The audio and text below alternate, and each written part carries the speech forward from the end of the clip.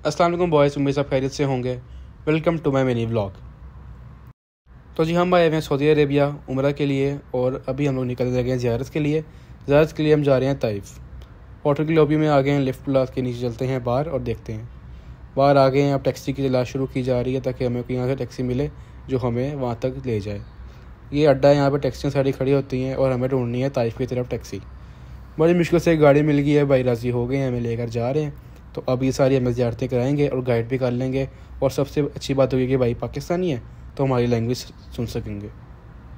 सफ़र का जी हमारा आगाज़ हो गया और हम मक्का से निकल के जो सा है चल पड़े हैं ताइफ की तरफ। ये रास्ता बहुत हद तक मिलता है हमारे कदर कार सॉल्ट रेंज की तरह का, चढ़ाई थी सारे रास्ते में। लेकिन एक चीज़ देखकर थोड़ा सा दिल गमगीन हुआ, वो ये था कि नबी करीम सल्लल्लाहु अलैहि वसल्लम ने हदीस से फरमाया था कि क़यामत से पहले अरब के सारे पहाड़ सरसब्ज़ हो जाएंगे। अभी कैमरा फोकस नहीं कर रहा लेकिन यहाँ पे सारी ग्रीनरी आना शुरू हो गई है। और बकौल ड्राइवर ये कुछ साल पहले सिर्फ यहाँ पत्थर और रेत थी और आपको नज़र आ ही रहा होगा किस तरह पौधे यहाँ पे उग रहे हैं। हालांकि ये बिल्कुल पहाड़ हैं और खुश्क पहाड़ हैं, यहाँ पानी पुनी कोई नहीं है, लेकिन फिर भी यहाँ पे सब्ज़ा होना शुरू हो गया जो कि एक बड़ी निशानी है क़यामत की। सबसे पहले हमारे इस मस्जिद के ऊपर, मस्जिद बाहर से बहुत प्यारी बनी थी, अंदर से भी बहुत खूबसूरत थी। इसका नाम है इब्ने अब्बास मॉस्क। थोड़ी इसके बारे में बताऊँ तो ये बहुत ही बड़ी और प्यारी मस्जिद थी। इब्ने अब्बास हुज़ूर पाक सल्लल्लाहु अलैहि वसल्लम के यंगेस्ट कज़न थे और सबसे अर्ली इस्लामिक स्कॉलर्स में उनका नाम आता है। ये एक बहुत बड़ा टेंपल था पहले, जिसको गिरा कर उन्होंने मस्जिद में कन्वर्ट कर दिया। और ये इस मस्जिद के नीचे बहुत सी शहीदों की कब्र और इवन के इब्ने अब्बास अलैहिस्सलाम की अपनी कब्र भी यहीं पे मौजूद है। वहाँ पर नफल पढ़ने के बाद हम चल पड़े अपने नेक्स्ट सफ़र की तरफ। अब नेक्स्ट पॉइंट जो है वो आपको दिखाते हैं। तो जी हम आ गए हैं ताइफी गलियों में। ये सारी ओल्ड बिल्डिंग्स इनकी बनी हुई हैं और ये पतली पतली इनकी गली हैं जहाँ से हम अंदर की तरफ जा रहे हैं। ये इर्द गिर्द दोनों तरफ जो से हैं बाग हैं फलों के। तो इन्हीं बागों के बाहर लोग डिफरेंट तरह के फल जो से हैं वो सेल कर रहे थे। इनके पास कई तरह के अंगूर शरूद वगैरह थे और दीगर फल और भी थे।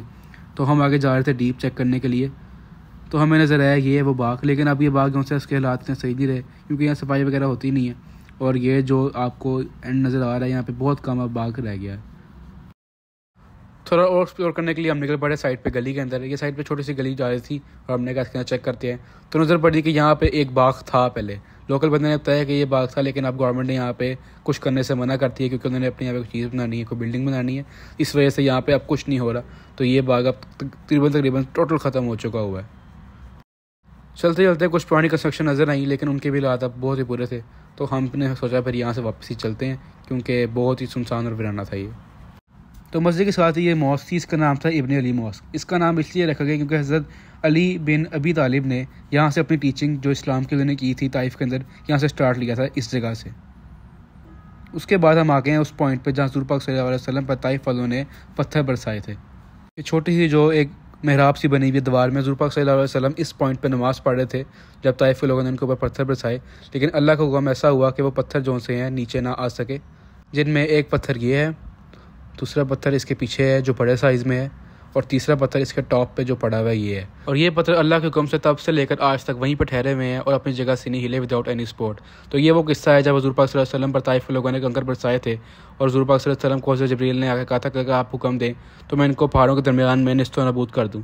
लेकिन आप सल्लल्लाहु अलैहि वसल्लम ने तब भी रहमदिली फरमाई और उनके लिए कोई बद्दुआ तक ना फरमाई। नेक्स्ट हम एक स्पॉट पे आ गए हैं और ये स्पॉट हमारा वापसी का स्पॉट था क्योंकि यहाँ से जो से ये ताइफ की दूध ख़त्म होती है और लोग यहाँ पे उम्रे की नीयत करते हैं और एहराम बांधते हैं। हम भी यहाँ पर अंदर आ गए ताकि वज़ू करें और दोबारा एहराम बांधें और उम्रे की नीयत करें। एहराम बांधने के बाद हम मस्जिद के अंदर आ गए और वहाँ पर उम्रे की नीयत की और नफल अदा किए। नमाज़ पढ़ने के बाद हम वापस निकल आए बाहर अपनी गाड़ी की तरफ जहाँ पे वो खड़ी थी ताकि हमें वो वापस लेकर चले मक्का और हम उम्रा कर सकें। मक्का हम खैर खैरियत से पहुँच गए और चल पड़े सीधा मस्जिद हरम की तरफ ताकि हम उम्रा अदा कर सकें। अभी हम तवाफ़ कर ही रहे थे कि टाइम हो गया नमाज का, तो नमाज के लिए सफ़े बन गई और हमें एक अच्छा स्पॉट मिल गया जहाँ पे हम खाना काबा कैप्चर भी कर सकते हैं और आपके लिए वीडियो भी बना सकते हैं। ये चंद खजूरें और चाय, जमजम तो ये वैसे भी मिलता है यहाँ पे, हमें रिफ़्रेशमेंट के तौर पे मिली और हमने सफ़ा मरवा अपने यहाँ से अब स्टार्ट करना था।